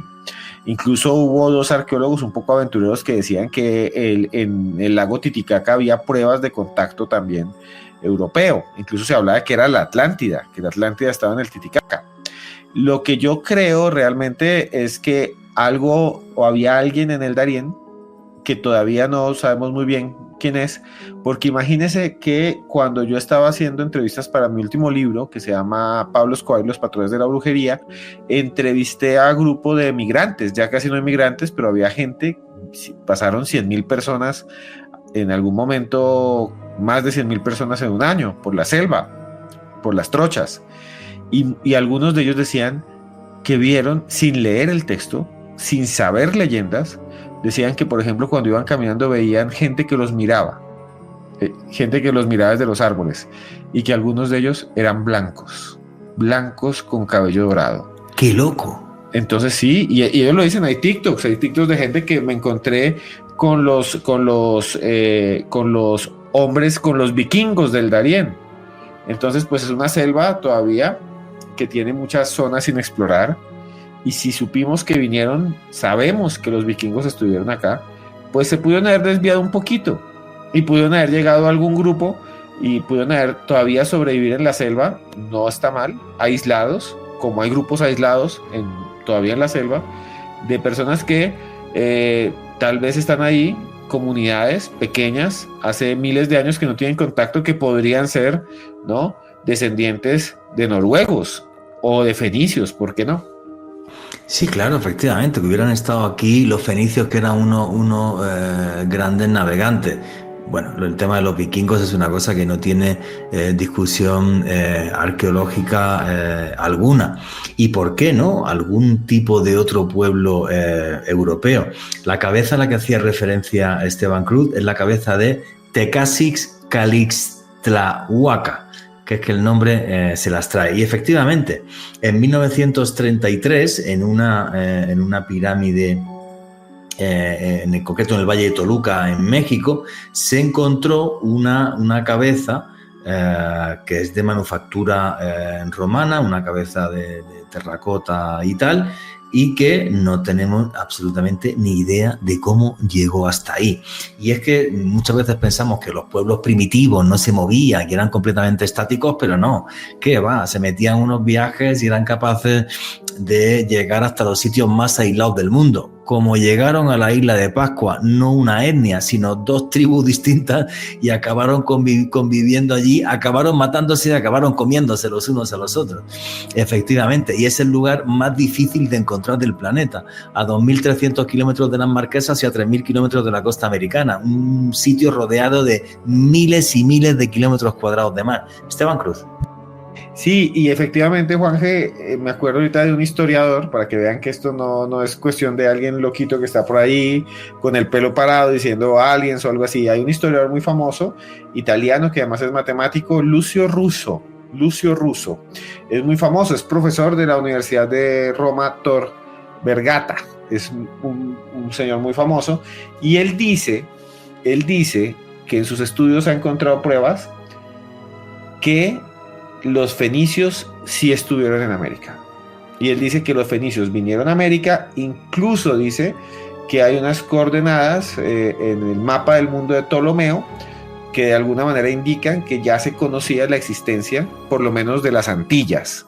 Y las Antillas están ahí muy cerca. Entonces, muchos también dicen, no solo este historiador, dice los fenicios, él dice los fenicios vinieron porque los mapas de Ptolomeo y algunos, ahí están las Antillas. Y él también dice que tenían la tecnología, los barcos fenicios podían atravesar fácilmente América, lo que los impedía pasar era que les daba miedo caerse, porque pensaban que el mundo era plano, iban a caer en una cascada terrible, o el miedo de no saber qué había más allá, o decían que había monstruos, pero fácilmente, o sea, tenemos la historia de Colón, pero fácilmente los fenicios pudieron llegar antes, y está esa leyenda de los indios blancos del Darién. Ahora, hay otra cosa muy interesante sobre eso, Juanfe, y es que hay un mapa que tú conoces muy bien, el mapa de Piri Reis, que también muestra América, o sea que significa que tal vez sí hubo contacto mucho antes y que ese contacto fue esporádico, no vinieron en grandes cantidades, por eso nunca quedó registrado, se vino un barco explorador o vino un barco de comerciantes y tal vez nunca volvió y se quedó aquí y tuvieron hijos y esos podrían ser los de los que estamos hablando. Sí, yo lo que he defendido siempre sobre el mapa de Piri Reis, que se guarda en Topkapi, en Estambul, que no te lo dejan ver, te dan allí muy simpáticos los miembros, la gente del Palacio de Topkapi y del Ministerio de Turismo turco, pues te dan un CD donde tienes el mapa completamente escaneado, ¿vale? Pero yo pienso que se guardó como un secreto de Estado, que es posible que los otomanos supieran de la existencia de América, incluso, creo yo, que los templarios estuvieron en América y es una de las cosas por las que tuvieron esa tal cantidad de plata tan absurda. Por eso Cristóbal Colón, cuando viajó hacia América, lo que dibujó eran taus templarias, porque él sabía ya que los templarios habían estado allá.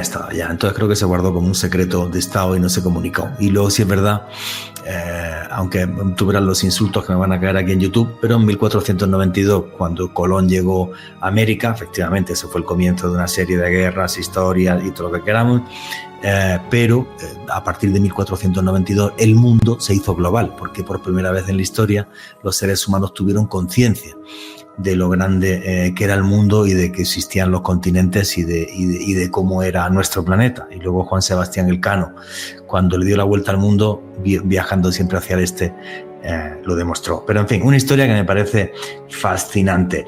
Esteban Cruz, de estos bichos raros que me han mandado, creo que este es el más extraño, que es el picudo de Honduras, porque he visto una imagen y Dios santo, casi que soy capaz de apagar el computador. Sí, Juanje, el picudo de Honduras. El picudo de Honduras es una de las historias más extrañas que tenemos en América Latina. Es un críptido legendario, pero tiene 2 avistamientos registrados que para mí son asombrosos, o que por lo menos se mencionan. No tenemos documentos, pero la documentación está en internet, las historias están allí. ¿Qué es el picudo? El picudo es un ser, una criatura que supuestamente vive en Honduras, que se hagan de cuenta del tamaño de un perro, es como un perro, tiene 4 patas, el cuerpo es como el de un perro grande, con lana, como peludito, pero la cabeza, ahí donde debería estar el hocico del perro, las orejas del perro, lo que es una cara de marrano, de cerdo, pero de cerdo, del cual le sale de la boca, y esto es lo más loco, no tiene ese hocico que uno puede ver en los cerdos, o como, no sé, en Colombia se come lechona, que es cerdo asado, no es ese hocico, sino es como una punta larga, como una trompa, que termina con una especie de aguja. O sea, hagan de cuenta, ustedes van caminando, ven un perro con cara, con jeta, como se diría, de marrano, de cerdo, y que le sale una trompa larga, un pico, como si fuera un pico de picaflor, de colibrí, un pico largo, que además tiene en la punta una aguja. Entonces se dice que ese ser es muy rápido, sale por la noche, y a las víctimas, ¿qué es lo que les hace? Los pica y les inyecta una especie de neurotoxina que los paraliza. Luego, cuando la víctima está paralizada, el picudo se acerca y en el cuello le mete el pico y le chupa la sangre. En Honduras se dice que existe esta criatura, muchos campesinos todavía dicen que existe, está registrada desde el siglo XVII por los cronistas españoles, los primeros documentos del picudo, de que existe, pues se llama el picudo porque tiene un pico, es palabra española, lo traducen de los grupos indígenas como un animal más para los españoles que estuvieron ahí en toda esta zona de Honduras, en Tegucigalpa, que colonizaron esta zona. Todos ellos estaban seguros que existía, incluso están registrados, vuelvo a decir, en varios textos del siglo XVII, y los avistamientos más extraños, Juanje, vienen de la Guerra Fría. Los avistamientos más extraños vienen de hace muy poco tiempo, de la época de la Guerra Fría, y se dice que en un pueblo que se llama Texihuat, en una comunidad que también le llaman El Paraíso, había un grupo de soldados. Esto es un texto oficial, supuestamente en el año 80, el último reporte, y dice que había un grupo de soldados que estaban ahí porque estaban patrullando. Ustedes saben que Honduras tuvo una guerra con El Salvador, que se llamó la Guerra del Fútbol, y entonces estaba el ejército de Honduras, los soldaditos de Honduras estaban ahí en sus carpas, y ellos dicen que empezaron a escuchar un ruido muy extraño, y luego perdieron la conciencia. Dicen, no lo digo yo, hasta en Wikipedia está el caso, que los soldados que llegaron al día siguiente a mirarlos, encontraron que el pelotón, o que un comando, estaba tirado, como dormido, y que los empezaron a sacudir y que se levantaran, y cuando ellos se despertaron hablaban cosas incoherentes, que la mayoría decían cosas incoherentes, y cuando los empezaron a revisar el cuerpo, encontraron que todos tenían marcas en el cuello, y que habían perdido sangre, y que tenían anemia, como si alguien los hubiera drenado, y fue un grupo de soldados. Empezaron a buscar si había enemigos, infiltrados, les hubieran echado algo entre la comida, alguna banda criminal, o en su momento los enemigos del ejército de El Salvador, o espías, y empezaron a revisar por todas partes la zona, y lo que encontraron fue alucinante, porque se encontraron un montón de huellas de un animal desconocido, rastros de sangre, incluso pelo de ese animal, que nunca se pudo identificar, pero dijeron que ese grupo de soldados habría sido atacado no por un picudo, sino por una manada de picudos, que habían llegado por la noche, y mientras dormían unos y otros hacían guardia, los habían sedado con esa toxina que utilizan para drenar, y luego se habían alimentado ellos y se habían ido. Muchos dicen que la prueba es que tenían anemia, que estaban anémicos, como si hubieran donado 3 litros de sangre cada uno, y las huellas de los animales, y nunca volvieron a encontrarse esos seres, ¿no? Quedaron las huellas. Pero qué cosa tan loca, y esto sí es pura y dura criptozoología. O sea, un ser que está descrito desde el siglo XVII, y un encuentro súper extraño en plena guerra, en la que un montón de soldados aparece con orificios en el cuello, hablando de cosas incoherentes, y las huellas de un animal extraño que nunca fueron capaces de encontrar. En fin, no sabéis lo que me divierto cuando hago podcast con mis amigos Esteban Cruz y Joana Arenas, hablando de estos seres imposibles que hay en América Latina. Y estamos ya llegando al final de este podcast, y lo que me gustaría es, Esteban Cruz, tu conclusión, tu cierre, tus redes sociales, tus canales de YouTube, para que todo el mundo te siga, y súper recomendado, tanto los audios de Cruz Escribiente como tu otro canal, Historias Paranormales con Cruz Escribiente, que ahí también participa Joana Arenas. Así es, Juanje, muchas gracias. Estamos ahí en Historias Paranormales. Hay un capítulo contigo. El que quiera buscarlo, busque Historias Paranormales Juanje Vallejo, y ahí te pueden ver. Muchas gracias, y se pueden suscribir. También tengo un libro, el último que salió. Tengo uno que se llama El Libro Negro de la Brujería en Colombia, y otro que se llama Pablo Escobar y los patrones de la brujería, si les gustaron estas historias. Finalmente, quisiera contarles que el último avistamiento del picudo fue en el año 2013, cuando en un pueblo llamado Comayagua, Honduras, aparecieron 42 ovejas sin sangre, drenadas, con puntos en el cuello y extrañas huellas alrededor, y decían que los picudos habían salido a merendear, que se las habían almorzado. Los picudos. Muchas gracias, Juanje, por la invitación. Me has dejado alucinado con esa historia de los picudos. Súper recomendado esos canales de YouTube, los audios de Cruz Escribiente, Historias Paranormales con Cruz Escribiente, que creo que dentro de poco sale una entrevista que me hiciste sobre misterios de Egipto, ¿cierto? Así es, ahí lo pueden ver, dentro de poco va a estar ahí, entonces estén pendientes. Y ya hay una con Juanje, coloquen Historias Paranormales Juanje Vallejo y ahí sale. Muchas gracias, amigo. Señorita Joana Arenas, tu conclusión, tu cierre, tus redes sociales, tu canal de YouTube, que es Ventana al Misterio. Juanje, pues un placer como siempre compartir con ustedes, sobre todo porque se siente uno entre amigos. Esto es una charla de amigos, entonces es muy agradable volver a compartir micrófono con ustedes, señores. Mi conclusión es que estas historias de alguna manera nos adentran a un mundo desconocido, a seres que pueden estar conviviendo entre nosotros, que no es descabellado, que muchos tienen reportes, así como este último que nos daba Esteban, y otros también un poco de imaginación, pero que esa imaginación parte de una realidad. Yo sí creo que las leyendas, sin lugar a dudas, están creadas a través de los testimonios y de ciertas realidades que de pronto no podemos vislumbrar con tranquilidad o con facilidad, pero que están allí presentes. Estos seres, aunque muchos quieran decir que no existen, efectivamente pueden existir, y sobre todo nos falta muchísimo conocimiento y explorar todo nuestro mundo y nuestro territorio para encontrarnos con esos seres que parecen ser fantásticos. ¿Y tus redes sociales, @YArenasB? Sí, señor. Me pueden encontrar en mis redes sociales como @YArenasB y también mi canal de YouTube, Ventana al Misterio, y por supuesto en Historias Paranormales con Esteban Cruz.